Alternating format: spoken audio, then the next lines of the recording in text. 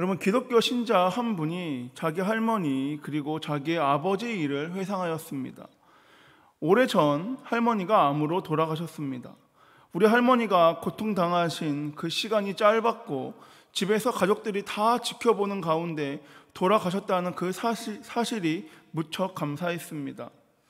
할머니는 삶의 대부분을 다른 사람들을 돌보는 일로 보내셨고 자식들과 손주들은 가장 큰 기쁨이었습니다. 제가 할머니의 마지막 순간에 함께 있을 수 있었다는 것도 저에게 있어서는 큰 영광이었습니다. 할머니는 마지막 임종 때에 이러한 말씀을 하셨습니다. 예수님이 어떻게 하시는지는 모르겠지만 나를 따뜻하게 하시는구나.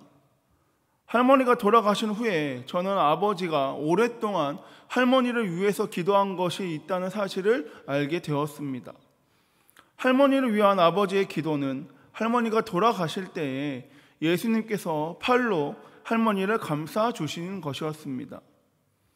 할머니가 임종하실 그때의 그 말씀에 대해서 아버지는 주님께서 오랫동안 기도한 당신의 기도에 응답하셨음을 알게 되었다고 하였습니다. 그때 주님께서 아버지에게 이 말씀을 이렇게 분명하게 말씀하셨다고 합니다. 내가 너의 기도를 들었다. 여러분, 우리의 기도는 응답받습니다. 반드시 응답받습니다.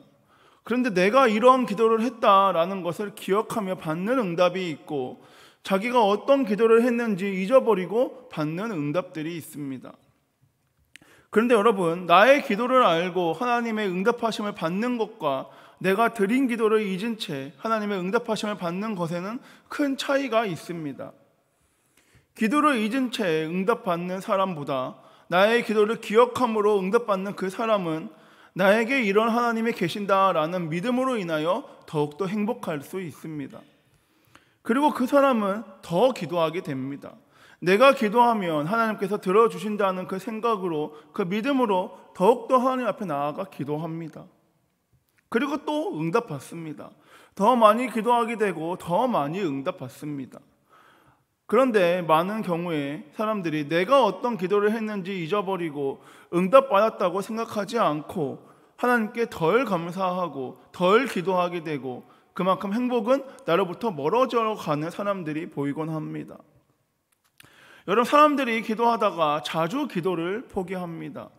거기에는 이런저런 이유가 있을 것입니다. 그런데 그 중에 가장 큰 이유는 기도했는데 응답이 없다는 것이며 기도를 더 해도 기도가 응답될지는 확신이 서지 않기 때문일 것입니다. 여러분, 하나님께서 나의 기도를 응답하여 주신다는 그 생각과 이런저런 것 때문에 내 기도에 응답을 안 해주신다는 생각과 이런저런 것 때문에 기도하다가 사람들은 포기합니다. 응답받을 수만 있다면 더 기도를 하겠는데 헛되이 기도하는 것이 아깝기 때문에 기도하다가 포기하는 사람들이 있습니다. 여러분, 이런 사람들에게 예수님께서 하신 말씀이 오늘 본문의 비유입니다. 여러분, 이 비유는 어떤 도시를 배경으로 하고 있습니다. 또한 그 도시에 사는 두 인물이 이 비유의 주인공들입니다. 여러분, 2절에 한 재판장이 나옵니다. 그가 유대인인지 이방인인지 알 수는 없지만 예수님께서는 하나님을 두려워하지 않고 사람을 무시하는 자로서 그를 설명합니다. 여러분, 재판장의 생명은 공정함입니다. 특히 유대인들에게 이 재판장은 마땅히 여호와를 두려워하는 마음으로 공의를 베푸는 자입니다. 여러분, 유다 왕 여호사밧 왕이 재판관을 세울 때 이렇게 말했습니다. 너희가 재판하는 것이 사람을 위하여 할 것인지 여호와를 위하여 할 것인지 잘 살피라. 너희가 재판할 때에 여호와께서 너희와 함께 하심이니라. 그런즉 너희는 여호와를 두려워하는 마음으로 삼가 행하라. 우리 하나님 여호와께서는 불의함도 없으시고 치우침도 없으시고 뇌물을 받는 일도 없으시니라. 여러분, 그런데 이 재판장은 여호와를 두려워하지 않습니다. 불의함, 치우침, 뇌물 받는 것은 여호와를 두려워하지 않는 이 재판장에게는 쉽게 범할 수 있는 일이었습니다. 게다가 이 재판장은 사람도 무시합니다. 사실 하나님을 두려워하지 않으니까 어쩌면 당연한 결과입니다. 사람들이 자기를 어떻게 보는지에 대해서 신경 쓰지도 않고 판결의 대상이 어떠한 피해를 입는지에 대해서 관심도 없습니다. 정말 악한 재판장입니다. 자기에게 이득이 되지 않는다면 판결을 내려줄 이유도 그에게는 없습니다. 재판을 통해서 사람들의 재물을 빼앗는 도둑 같은 사람, 그래서 예수님은 6절에 그를 한마디로 불의한 재판장이다라고 부르십니다. 여러분, 또 다른 인물이 3절에 한 과부로서 등장합니다. 여러분, 성경에서는 고아와 과부를 사회적 약자로 분류합니다. 하나님은 약하고 가진 것이 없는 이 고아와 과부를 압제하지 말고 이들을 보호하고 돌봐라 라고 말씀하셨습니다. 그리고 3절을 통해서 이 과부에 대해서 우리가 알 수 있는 유일한 사실은 이 과부에게는 원수에 대한 원한이 있었다는 것입니다. 여러분, 이 과부의 원수에 대한 설명은 자세히 나와 있지는 않지만 이 원수에 대한 원한이 있었다는 것은 우리는 알 수 있습니다. 그래서 과부는 자신의 원한을 풀어줄 것을 요구하기 위해서 불의한 재판장을 찾아갔습니다.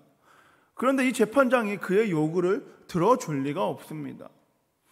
여러분, 하나님은 성경을 통해서 과부를 보호해라 라고 요구하시지만 그는 하나님을 두려워하지 않는 사람이기에 과부의 사정을 불쌍히 여기는 마음이 아니라 홀대하고 아마도 무시했을 것입니다.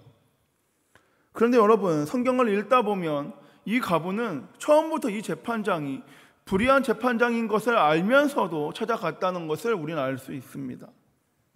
본문 3절에 자주 그에게 가서를 통해서 우리가 알 수 있는 것은 이 과부는 이 불의한 재판장을 자주 찾아갔다는 것입니다. 또한 본문 5절에 보면 이 재판장이 번거롭게 느낄 만큼, 그리고 이 과부의 원한을 풀어주지 않으면 늘 와서 자신을 괴롭히게 할 것이라고 생각할 만큼 이 재판장을 과부는 자주 찾아갔다는 것입니다. 그래서 그는 얼마인지 알 수 없지만 얼마 동안 그 말을 듣지 않았습니다. 귀에 들리지 않았다는 말이 아니라 들었지만 계속해서 무시했습니다. 이에 과부는 자기 청원이 날마다 무시되는 것을 보면서도 지치고 때로는 낙심될 수도 있었습니다. 하지만 여러분, 먼저 지친 것은 과부 쪽이 아니었습니다. 재판장이 하루는 속으로 이러한 생각을 합니다. 내가 정말 하나님도 두려워하지 않고 사람도 존중하지는 않지만, 여러분, 하나님도 두려워하지 않고 사람도 존중하지 않는 사람이 바로 이 재판장이었습니다.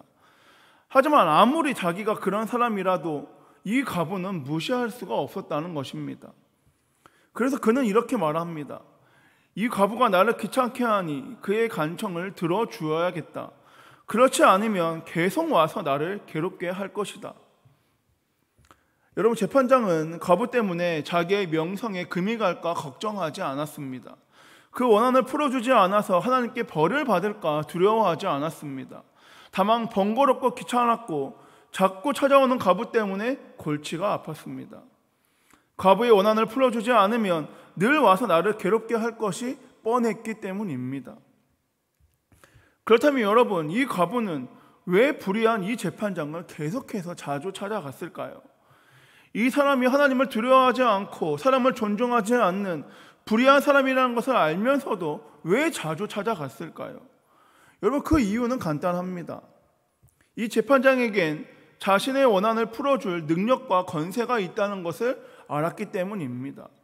불의하지만 하나님을 두려워하지 않고 사람을 무시하는 재판장이지만 내 원한을 풀어줄 능력이 이 사람에게 있다는 것을 알았기 때문에 계속해서 찾아갔다는 것입니다. 여러분, 아마도 다른 재판장, 하나님을 경외하고 사람들에게 칭찬받는 사람, 그러한 재판장이 있었더라면 아마 그 재판장에게 찾아가 자신의 원한을 풀어줄 수만 있다면 과부는 그 재판장에게 찾아갔을 것입니다. 하지만 이 과부의 원한을 풀어줄 수 있는 재판장은 이 불의한 재판장 밖에는 없는 것 같습니다. 이 재판장이 아니면 그 누구도 자신의 원한을 풀어주지 못한다는 것을 알았기 때문에 과부는 어쩔 수 없이 불의한 것을 알고 있지만 무시받을 것을 알았지만 자주 찾아갔다는 것입니다. 여러분, 예수님은 이 비유를 이렇게 말씀하십니다. 본문 7절과 8절에 하물며 하나님께 그 밤낮 부르짖는 택하신 자들의 원한을 풀어주지 아니하겠느냐. 그들에게 오래 참으시겠느냐? 내가 너희에게 이르노니 속히 그 원한을 풀어주시리라. 그러나 인자가 올 때에 세상에서 믿음을 보겠느냐 하시니라. 여러분, 여기에 하물며라는 이 단어는 이 본문의 핵심 단어입니다. 여러분, 이 단어를 앞두고 인물들을 비교하고 있습니다. 앞에 있는 불의한 재판장과 뒤에 나올 인물을 비교하면서 강조를 하고 있습니다. 그리고 이 불의한 재판장과 비교되는 대상이 바로 우리 하나님입니다. 하나님은 불의한 재판장과는 완전히 다른 성품을 가지고 계십니다. 여러분, 하나님은 전능하신 재판장이십니다. 사망과 음부도 그 가운데 심판을 받게 되고 마귀도 그 앞에 영원히 멸망을 받습니다. 산자와 죽은 자를 심판하실 이도 오직 하나님뿐이십니다. 그리고 여러분, 하나님은 공의로운 재판장이십니다. 사람을 외모로 보지 않으시고 판결을 굽히지 않으시며 뇌물도 받으시지 않으십니다. 또 하나님은 인자한 재판장으로서 고아와 과부를 위해서 정의를 행하시고 나그네 또한 사랑하십니다. 여러분, 그런 하나님께서 반납 부르짖는 택하신 자들의 원한을 풀어주지 아니하겠느냐라고 예수님께서 지금 말씀하십니다. 비유 속에 그 악한 재판장도 과부의 끈질긴 요구를 들어주는데 하물며 그 재판장과 차원이 다른 하나님께서 자기가 택한 자들의 부르짖는 소리에 귀를 기울이지 않으시겠느냐라고 물으시는 것입니다.